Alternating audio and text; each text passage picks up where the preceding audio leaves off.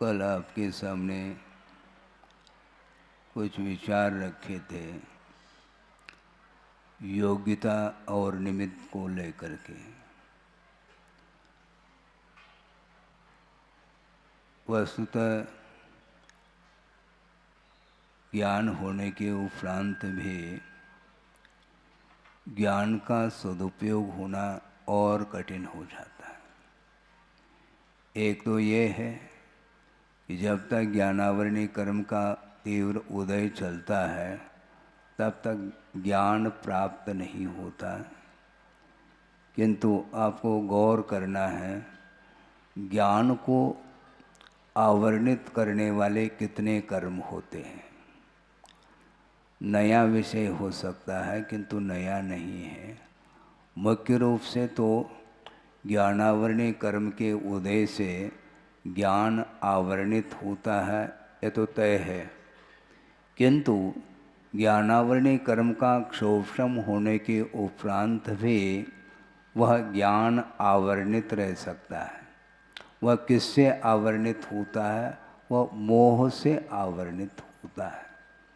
आचार्य पूज्यपाद स्वामी ने एक श्लोक दिया है, मोहेन समृतम ज्ञानम स्वभावम लभते नहीं मत्तः पुमान पदार्थानाम यथा मदन को द्रवैहि। ऐसा कहा। यथा अर्थात जिस प्रकार मदन को द्रवई मत्तः पुमान पदार्थानाम स्वभावम नहीं लभते। एक व्यक्ति वह है जिसने उस प्रकार के पदार्थ का सेवन किया है जिसके माध्यम से उसका दिमाग काम नहीं कर रहा है। उस पदार्थ के माध्यम से जब नशा चढ़ जाता है तो उस समय उसका ज्ञान ठिकाने पर नहीं रहता है। हमने कई बार इस विषय को रखा, फिर से इसलिए रख रहा हूँ क्योंकि वह मोह से आवरणित ज्ञान कभी भी अपने स्वरूप को प्राप्त नहीं कर सकता है। स्वरूप की उपलब्धि जो होती है वह मोह से जब तक वह आवरणित ज्ञान रहेगा तब तक वह स्वरूप से बहुत दूर चला जाता है। अपने आप तक आने के लिए पूर्णतः मोह का अभाव करना अनिवार्य सिद्ध होता है। और मोह का जो तासीर है, उसका जो नेचर अर्थात प्रकृति है, वह वस्तु का जैसा स्वरूप है वह वैसा दिखाई नहीं पड़ता उस मोह के कारण। इसलिए वह परिभ्रमण कर रहा है। आप बहुत जल्दी झूम जाते हैं। किससे झूम जाते हैं? आपके लिए कोई रोचक विषय सामने आता है तो सब कुछ भूल करके झूम सकते हैं, किंतु वीतरागी जो श्रवण होता है, साधक होता है, वह इन वस्तुओं से उसको कोई भी प्रभाव नहीं पड़ता, क्योंकि आत्म तत्व का जो दर्शन है वो दर्शन बहुत दुर्लभ है बंधुओं। बल्कि यहाँ तक कहना चाहते हैं आचार्य, श्रवण के लिए भी वह दुर्लभ वस्तु हो जाती है। आत्मा का दर्शन करना खेल नहीं है।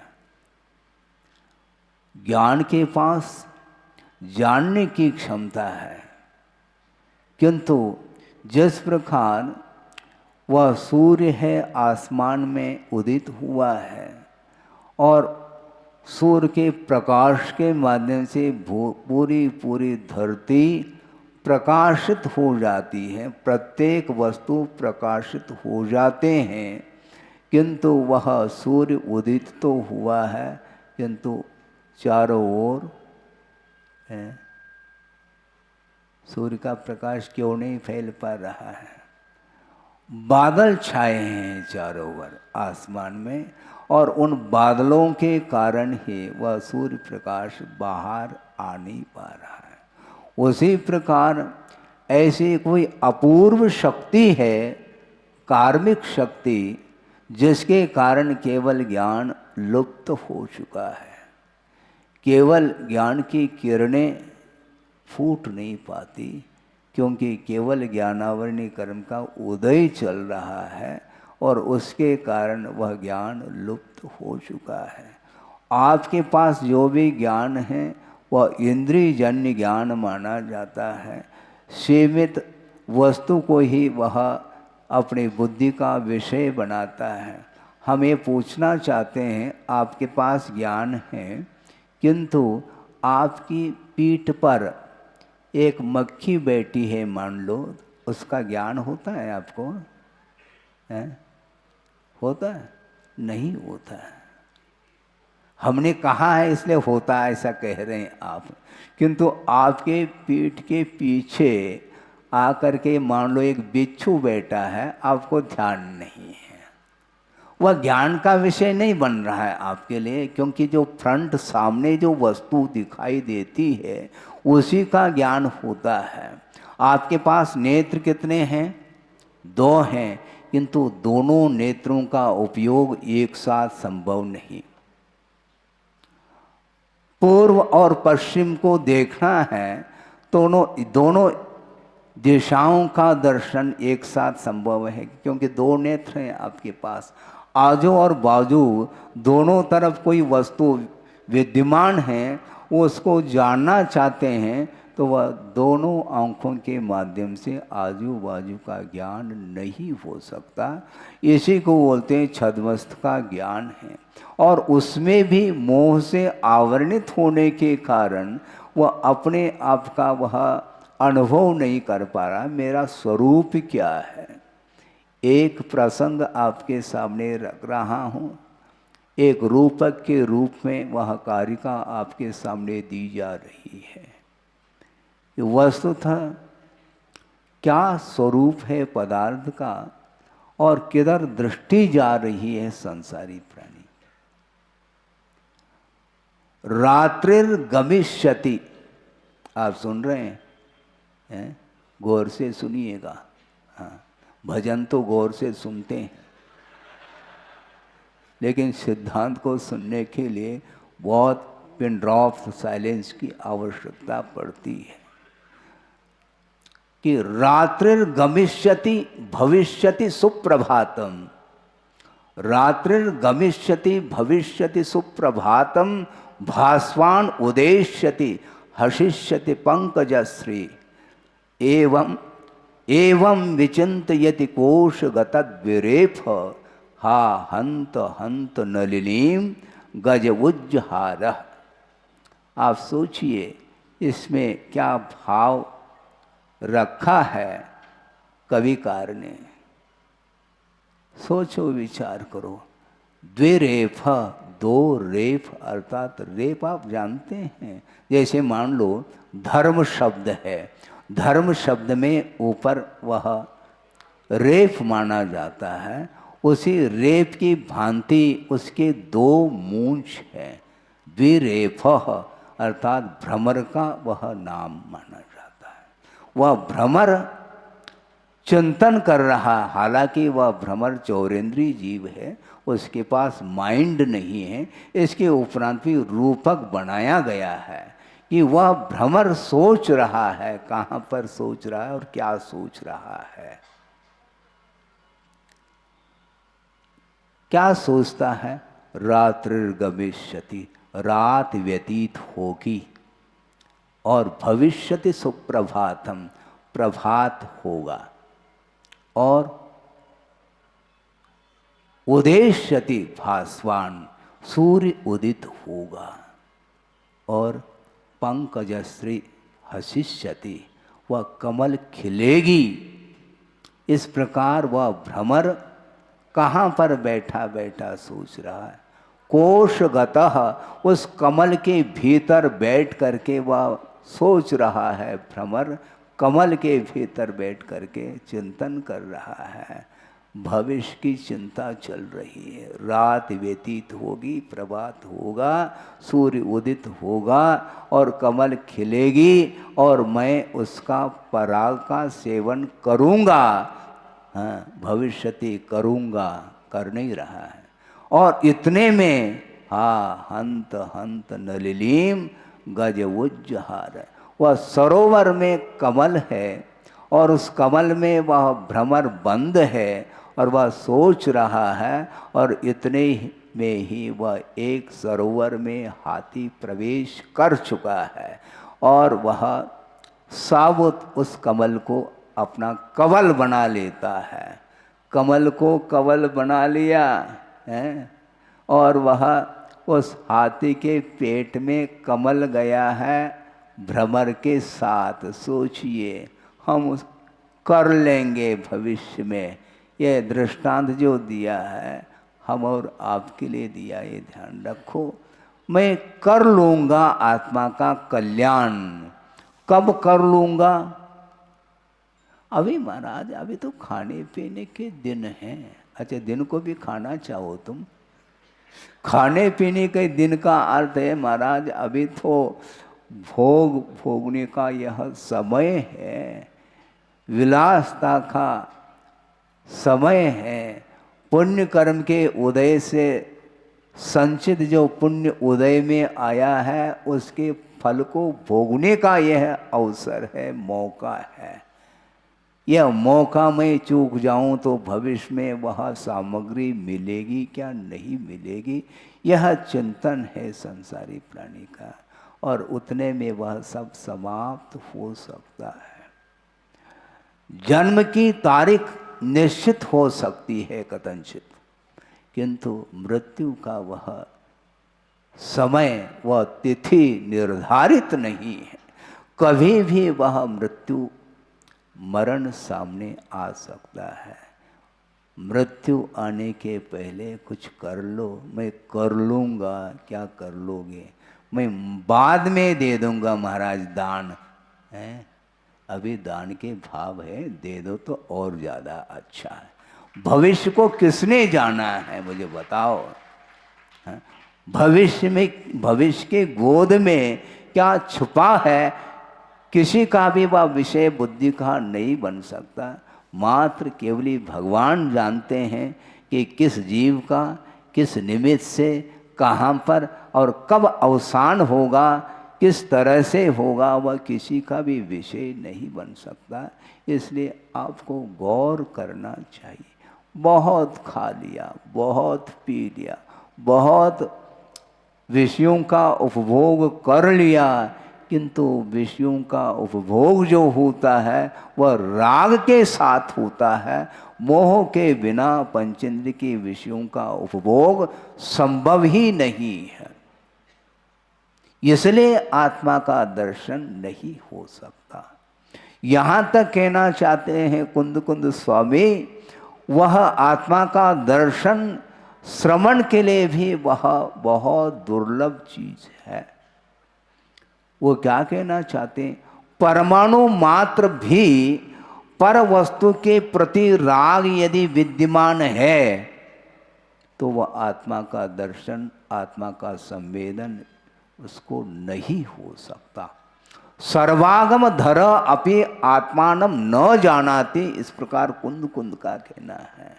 इसलिए गुरुदेव बार बार कहते हैं तुमने श्रवण पद को अंगीकार कर लिया, ये ठीक है, बहुत सासे पुण्य का तुम्हारा उदय है, इसलिए रत्नत्रय को अंगीकार कर लिया।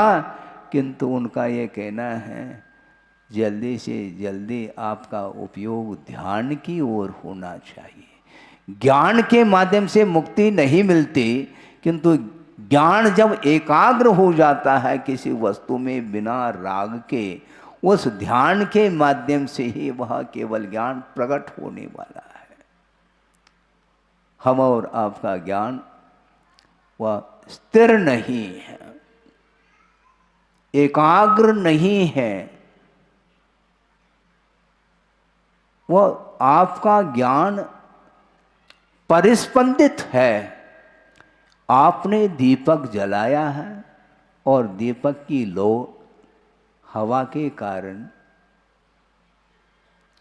वह स्पंदन उसमें आया है, और उस स्पंदन के कारण ही प्रकाश में भी कमी आती है, ऐसा आचार्यों का कहना। आप पढ़ना चाहते हैं तो ऐसे स्थान पर दीपक को रखो जहाँ पर हवा का झोंका न आए, तो वहाँ पर रखेंगे तो निस्पंद उस दीपक के माध्यम से प्रकाश पर्याप्त मात्रा में फैल जाता है, जिसमें आप बैठ करके पढ़ सकते हैं।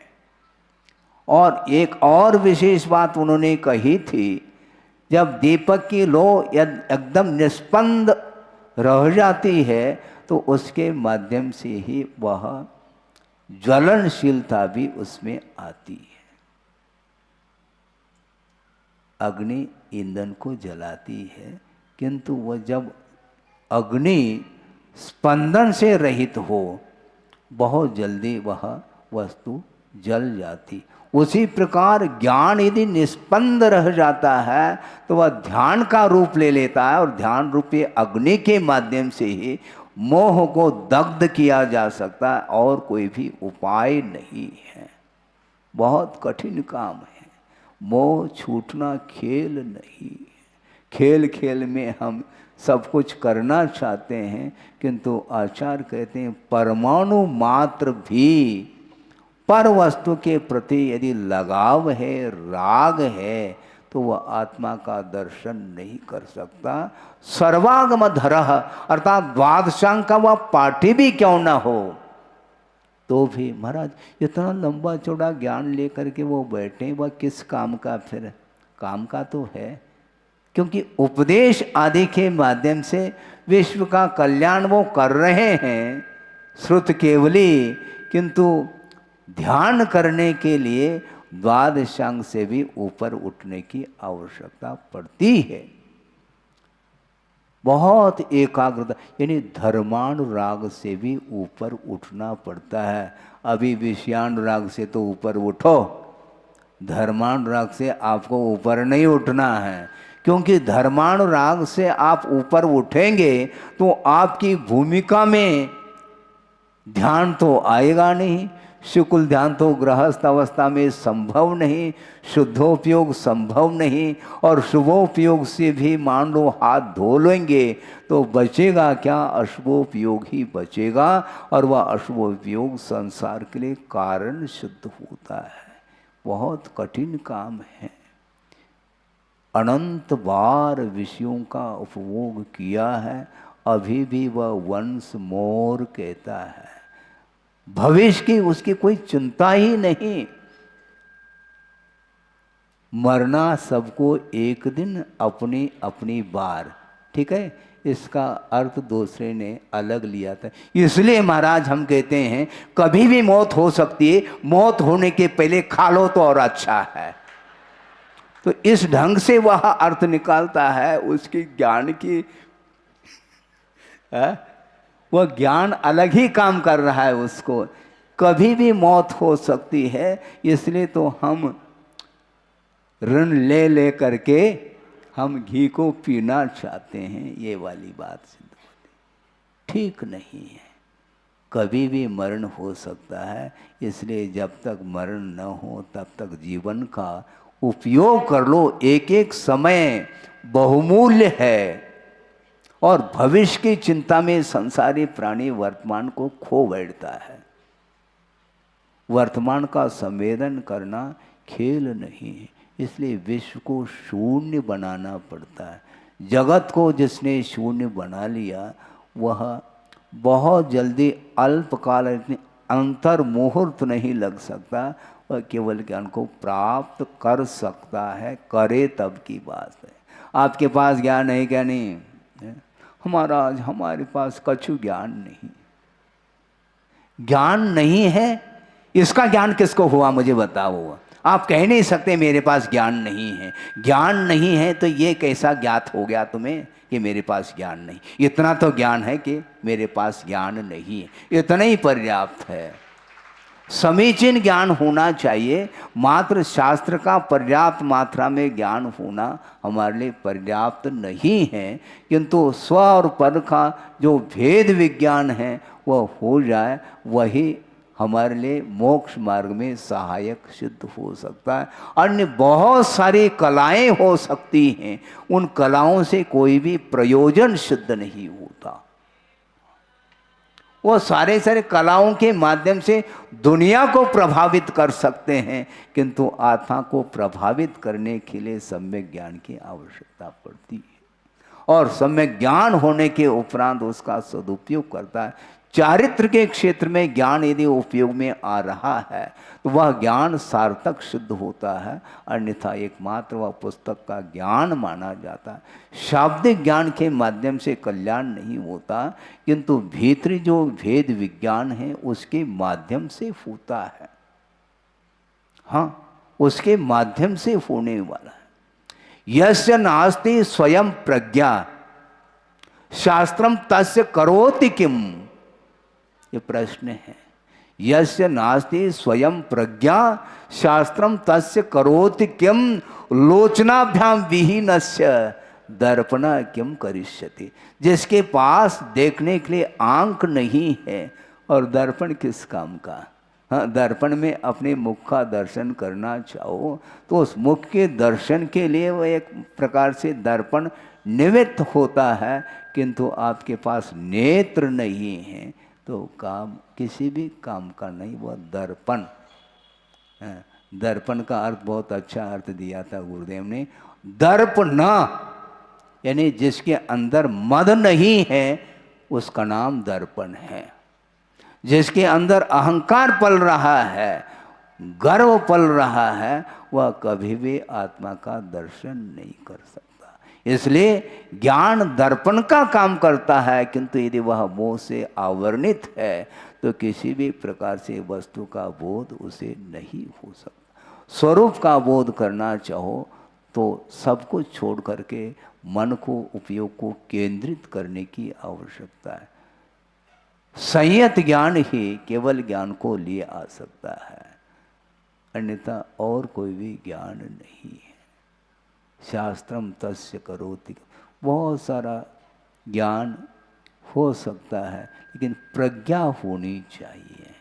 हाँ, प्रज्ञा यदि नहीं है और मात्र यदि ज्ञान है तो वह काम में नहीं आ सकता।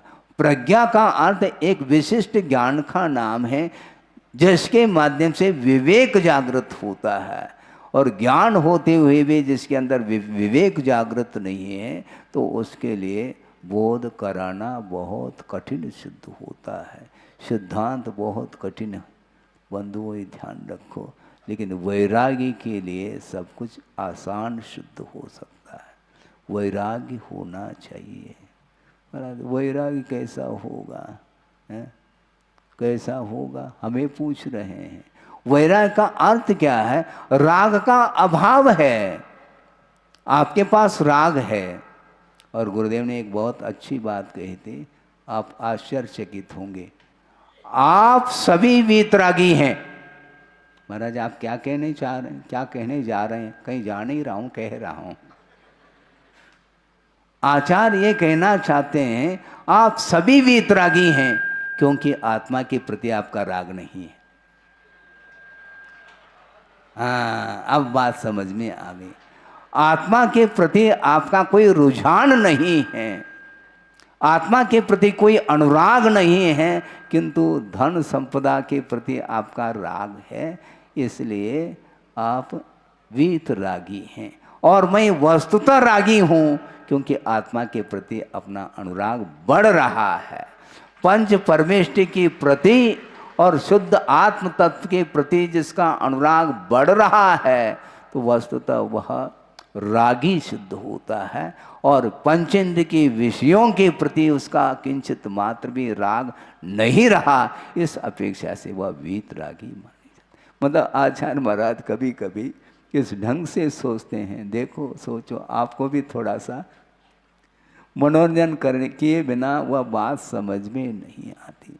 आप रागी भी हैं और वीतरागी भी हैं, और मैं भी रागी हूँ और मैं भी वीतरागी हूँ। दोनों एक साथ चल रहे हैं, पैरेलल चल, समानांतर से चल रहे हैं, किंतु बहुत वह विषय चिंतन का विषय बनता है। इसलिए हमें ज़्यादा नहीं सुनना, काम की बात सुनना है। प्रयोजन जिसके माध्यम से सिद्ध हो, प्रयोजन भूत ज्ञान ही मोक्ष मार्ग में अपने आप में उपयोगी सिद्ध होता है। बाकी सारा सारा ज्ञान उपयोग लगाने के लिए, बल्कि गुरुदेव ने ये कहा था जिसका उपयोग केंद्रित है उसको ज़्यादा अध्ययन करने की आवश्यकता नहीं है, और जिसका उपयोग केंद्रित नहीं है उपयोग लगाने के लिए कर्म सिद्धांत, जीव सिद्धांत आदि निरंतर वह अवीक्षण ज्ञानोपयोग में वह लगा रहता है। किंतु ज्ञान से जिसका विकास ध्यान की ओर हो गया है तो उसको बार बार पन्ने पलटाने की कोई भी आवश्यकता नहीं पड़ती, क्योंकि उद्देश्य हमारा समीचीन होना चाहिए। अनंत काल से ये राग चल रहा, राग की परंपरा, राग की धारा वह टूट नहीं पा रही है। उसको तोड़ने की बात है, जोड़ने की बात मत करो, तोड़ने की बात करो। हम जोड़ते हैं, वो जोड़ते हैं, फिर बाद में जब वह छूटने लग जाता है फिर बाद में आंखों में आंसू आ जाते हैं। मान लो घाव हो गया है पैर में और ड्रेसिंग कर दिया है और पट्टी बांध दी गई, ठीक है। बांधने के बाद पट्टी जब सूखती है तो उस पट्टी को निकालते समय देखो, निकालते समय, पट्टी लगाते समय आपको कुछ नहीं होता, निकालते समय आपको दर्द महसूस होता है। उसी प्रकार जोड़ने में आनंद आता है, किंतु वह छूटने लग जाए कि फिर देखो क्या स्थिति बनती है। इसलिए आचार्य कहते हैं हमेशा जो संयोग होता है वह वियोग में परिवर्तित हुए बिना रह नहीं सकता। संयोग कुछ समय के लिए होता है, किंतु उसका वियोग अनिवार्य सिद्ध होता है। इसलिए संयोग जब होता है उस समय आनंद का अनुभव करता है, किंतु वियोग के समय पर वह आर ध्यान के लिए कारण सिद्ध होता है। इसलिए हमें संयोग से बचना है, किंतु यदि संयोग के साथ संबंध रखना भी चाहो तो पंच परमेष्टि के समागम की अपेक्षा से संबंध रखना चाहिए। अन्य वस्तुओं से हमें कोई भी प्रयोजन नहीं होना चाहिए, तब कहीं जा कर के राग में कमी आ सकती है। एक साथ राग का अभाव नहीं हो सकता, किंतु परसेंटेज में धीरे धीरे धीरे राग को कम किया जा सकता है, करना चाहिए, पक्की बात है। क्योंकि अति सर्वत्र वर्जयेत ये कहा। राग की जब अति हो जाती है, आसक्ति जब चरम सीमा पर पहुंचती है तो वह पतन के लिए कारण सिद्ध होता है। इसलिए उतने ही पदार्थों का संकलन आवश्यक है जिसके माध्यम से राग बढ़े नहीं। संसार में रहो, जगत में रहो, लेकिन जगत रहो। हाँ, देखो तालियां बज गई। इसमें और कुछ नहीं, शब्द तो उतनी ही हैं, किंतु एक अनुप्रास बिठालने से एक वह पोयम माना जाए। यही तो काव्य है, और कुछ नहीं काव्य। हम ज़्यादा कोई काव्य नहीं, हमें रचना नहीं करते, किंतु जगत में रहो, किंतु जगत रहो, यानी सावधान रहना चाहिए हमें। क्योंकि इस जगत से ऊपर उठना श्रवण के लिए भी जब कठिन सिद्ध हो रहा है, तो ऐसी स्थिति में आप जहाँ हैं वहाँ रहो, किंतु जगत रहो, यानी सावधानी के साथ रहो। मुझे क्या करना चाहिए, मेरे द्वारा करने योग्य क्या है, कर्तव्य क्या है, इसको भूलना नहीं चाहिए। और गुरुदेव ने पूरे जबलपुर के लिए क्या दिया है, कर्तव्य करने के लिए भार सौंपा है। और उस भार को उतारना नहीं, ध्यान रखो, पूर्ण करके ही आपको भार को उतारना है। बल्कि भार कभी उतरेगा नहीं, ये ध्यान रखो। निरंतर कर्तव्य निष्ठ होकर के चलेंगे तो निश्चित रूप से प्रभावना ही प्रभावना होगी। बार बार कहने की आवश्यकता नहीं पड़ना चाहिए। है बार पेपर लिखने के लिए बैठे हैं, उस समय भी पूछ रहे हैं टीचर को इसका क्या अर्थ होता है। हैं? साल भर नहीं बताया क्या? साल भर टीचर ने आपको पढ़ाया है, उस समय आपका ध्यान किधर था भाई साहब? है? पेपर लिखते समय इसका अर्थ क्या, ये नहीं पूछना। उसी प्रकार गुरुदेव ने जो आपको प्रकल्प सामने दिया है और किस प्रकार करना, क्या करना, कैसे करना, ये सारा सारा सर्वांगीण ज्ञान आपके लिए दे चुके हैं। अब मुझे देने के लिए कोई शेष नहीं है, ध्यान रखो। और आज इसी प्रकार आप कहेंगे बार बार तो हम कैसे चल पाएंगे? अपने पैरों से चलना है, हमारे पैरों से नहीं चलना, ये ध्यान रखो। क्योंकि हम अपने पैर से चलेंगे, आप अपने पैर से चलेंगे। हैं? अपने पैर है क्या? नहीं, पैर का अर्थ चरण होता है। अपने आचरण के बल पर ही प्रभावना होती है। अपने शक्ति के अनुरूप आचरण की ओर, सम्यक चारित्र की ओर, व्रतों की ओर ध्यान देते हुए कर्तव्य का पालन करना चाहिए। उससे बढ़कर के और कोई भी बड़ी प्रभावना नहीं है। हाँ, पक्की बात है। एक बात बहुत अच्छी बात कही थी, 5 मिनट में पूर्ण कर लो, क्योंकि रविवारी प्रवचन है, समय देर से मिला था हमारे लिए, तो 5 मिनट हम ज़्यादा ले लें, कोई दिक्कत थोड़ी होगी आपको। है? गुरुदेव ने ये कहा था, श्रवण से भी बढ़ करके श्रावक का धर्म कथनचित वह ऊपर उठा हुआ माना जा सकता है। क्यों? क्योंकि विपरीत वातावरण में रह करके भी अपने आप को उन्होंने संभालने का प्रयास किया है और परिवार को भी संभालने का पुरुषार्थ किया। अपना कोई परिवार है ही नहीं, क्योंकि हम अकेले हो चुके हैं। सिंगल और डबल सीट हैं चलाना, बाइसिकल चलाते क्या नहीं है? हमारा चलाने की आवश्यकता नहीं, आज बस किक मारो और गाड़ी स्टार्ट हो जाती है।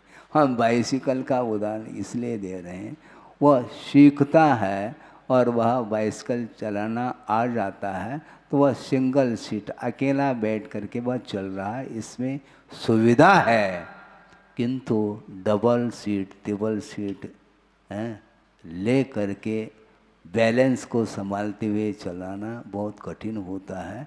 इसलिए श्रवण के लिए बहुत सुविधाजनक मार्ग है ये।